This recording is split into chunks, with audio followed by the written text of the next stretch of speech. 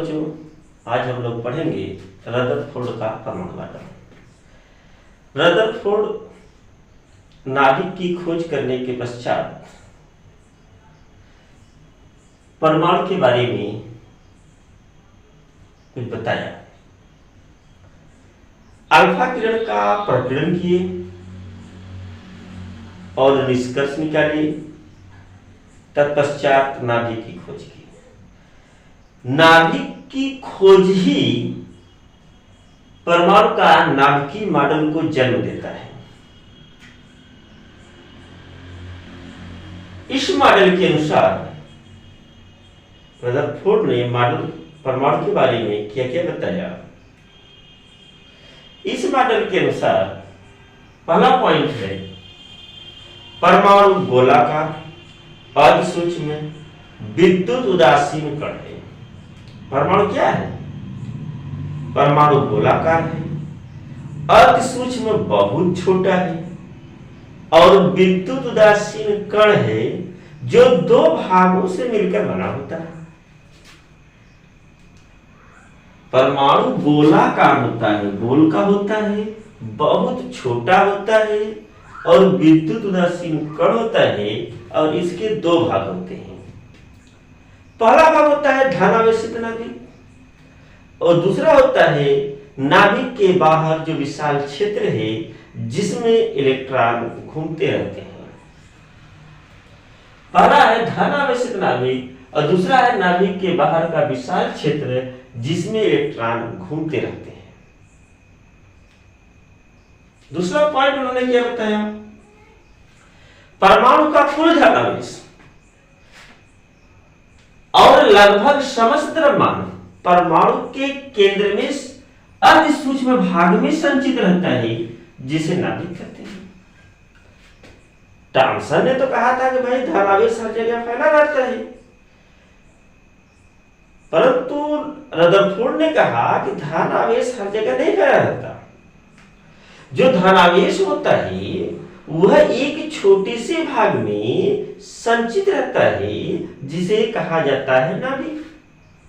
भाई थॉमसन कहे कि हर जगह धन रहता है, लेकिन रदरफोर्ड ने कहा नहीं, ऐसी कोई बात नहीं है, बहुत छोटे से भाग में संचित रहता है जिसका नाम उन्होंने कहा कि यही आपका क्या है, नाभिक होता है।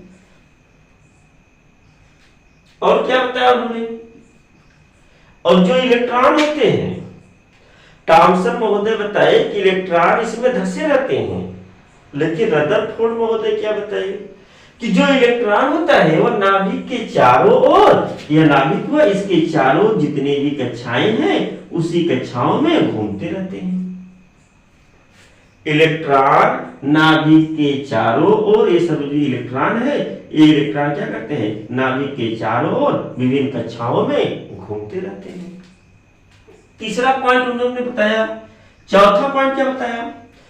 जो परमाणु होता है, प्रत्येक परमाणु में इलेक्ट्रॉनों की जो संख्या होती है धन आवेश की संख्या के बराबर होती है।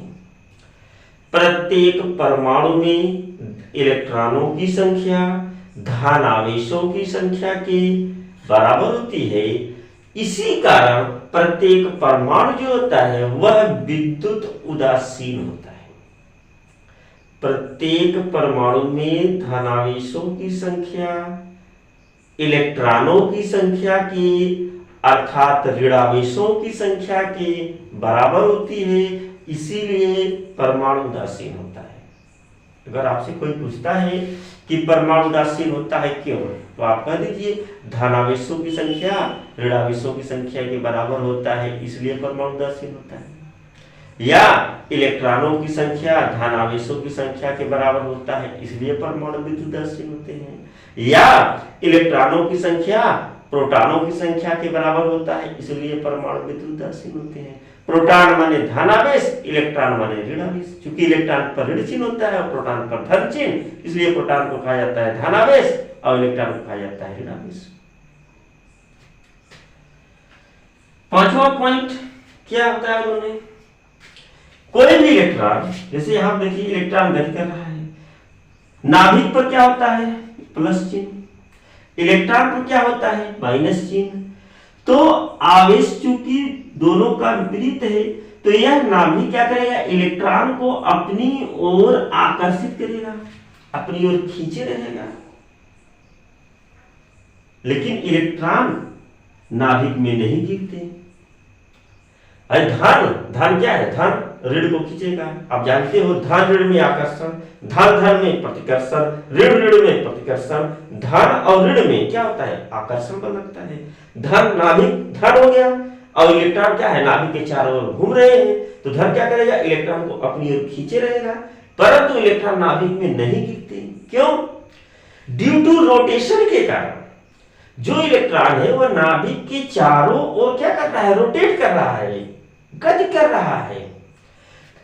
देखिए नाभिक आकर्षण बल आरोपित करता है, परंतु इलेक्ट्रॉन नाभिक में नहीं गिरते हैं। क्योंकि इलेक्ट्रॉनों के परिक्रमण से, जब इलेक्ट्रॉन परिक्रमण करता है तो एक बाहर की तरफ अपकेंद्र बल लगता है।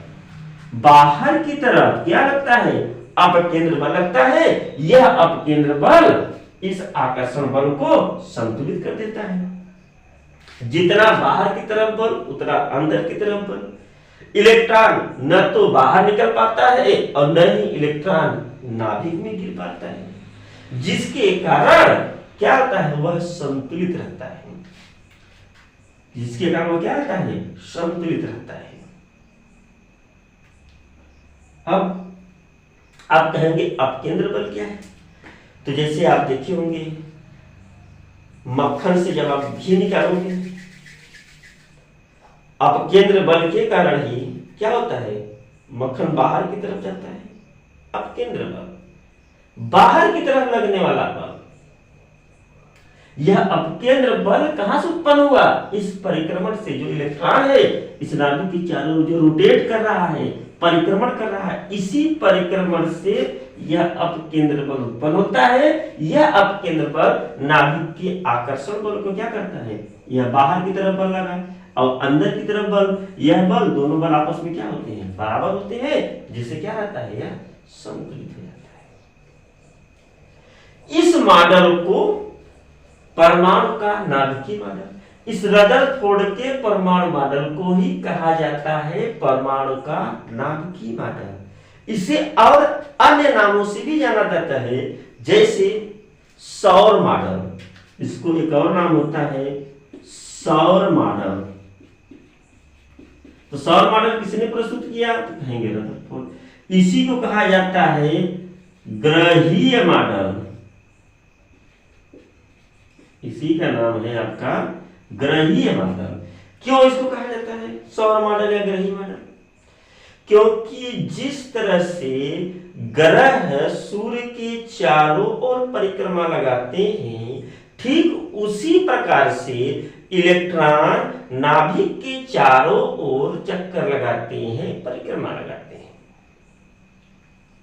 तो इलेक्ट्रॉन हो गए आपके ग्रह, नाभिक हो गया आपका सूर्य। इस वजह से इस मॉडल को, अर्थात रदरफोर्ड के परमाणु मॉडल को सौर मॉडल या ग्रहीय मॉडल के नाम से भी जाना जाता है। अब यह नाभिक में धन कहां से आता है? क्योंकि न्यूक्लियस में आपका दो चीज होती है, एक प्रोटॉन होता है, एक न्यूट्रॉन होता है। नाभिक के अंदर दो लोग, प्रोटॉन और न्यूट्रॉन। कक्षा में आपका क्या हो गया, इलेक्ट्रॉन।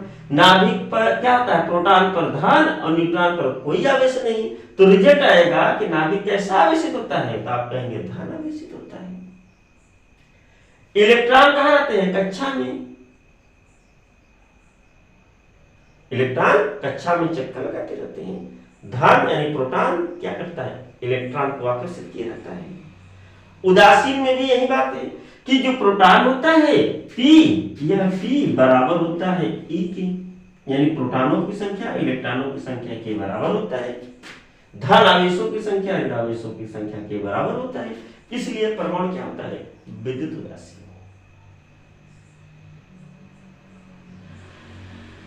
यह हो गया आपका बच्चों रदरफोर्ड का परमाणु मॉडल। अब इसके बाद हम पढ़ेंगे बोर का परमाणु मॉडल। कि बोर महोदय ने परमाणु के बारे में क्या बताया। प्रथम परमाणु मॉडल आपने थॉमसन पढ़ा, दूसरा परमाणु मॉडल रदरफोर्ड का पढ़ा, इसके बाद आप पढ़ेंगे बोर का परमाणु मॉडल। बच्चों अच्छा लगे लाइक करें और सब्सक्राइब करें। Thank you very much.